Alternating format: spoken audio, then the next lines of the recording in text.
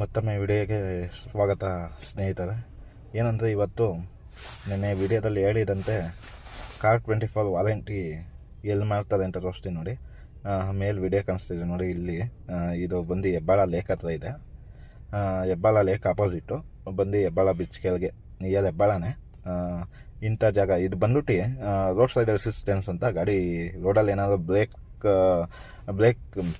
Break down ಆದಾಗ ಗಾಡಿಗಳನ್ನ ತಂದು ಇಲ್ಲಿ ಜಿಮ್ ಸ್ಟಾರ್ಟು ಮತ್ತೊಂದು ಮಾಡ್ತಾರೆ.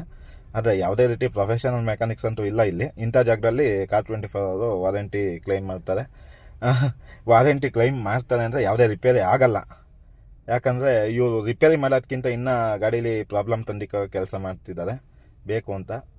ಆದರೆ ಈಗಾಗಲೇ ನನಗಾಗಲೇ ಮೋಸ ಆಗಿದೆ. ದಯವಿಟ್ಟು ಯಾರು ಕಾರ್24ನ ನಂಬಿ ವಾರಂಟಿ ಇದೆ ಮತ್ತೊಂದಿದೆ ರಿಟರ್ನ್ ಕೊಡ್ಬೋದು ಅಂತ ನಂಬ್ಕೊಂಡು ಹೋಗೋಕೆ ಹೋಗ್ಬೇಡ್ರಿ. ನಾನು ರಿಟರ್ನ್ ಮಾಡೋಕ್ಕೆ ಟ್ರೈ ಮಾಡ್ತಾನೆ ಇದ್ದೀನಿ ಗಾಡಿ, ಆದರೆ ಅವರು ಗಾಡಿನ ತಗೊಳಕ್ಕೆ ರೆಡಿ ಇಲ್ಲ.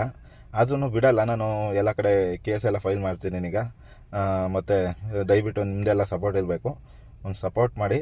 ಇಂಥ ಕಸ್ಟಮರ್ಗೆ ಮೋಸ ಮಾಡುವಂಥ ಯೂಸೆಡ್ ಕಾರ್ ಸೇಲರ್ಸ್ಗೆ ಒಳ್ಳೆ ಬುದ್ಧಿ ಕಲಿಸ್ಬೇಕು ಅಂತ ನಾನು ಇವತ್ತು ನಿಮಗೆ ಈ ವಿಷಯ ತಿಳಿಸ್ತಿದ್ದೀನಿ.